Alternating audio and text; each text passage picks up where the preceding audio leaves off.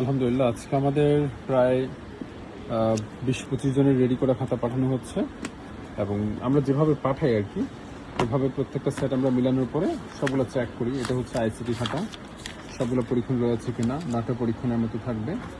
তারপর এটা হচ্ছে আমাদের বায়োলজি খাতাটা, এটাও আমি চেক করেছি অলরেডি, তাও আরেকবার মানে কেমন যাচ্ছে দেখানোর সুবিধার্থে দিলাম। ফুল মানে কোনো প্রকার কমতি রাখিনি, যতগুলো পরীক্ষণ দরকার 12টি পরীক্ষণ রয়েছে সেকেন্ড পার্টে। 12টির মধ্যে প্রায় 34টার মতো চিত্র রয়েছে। সবগুলো চিত্র সুন্দরভাবে, চিত্রের ক্লাসিফিকেশন হতে শুরু করে বৈশিষ্ট্য সব কিছুই রয়েছে।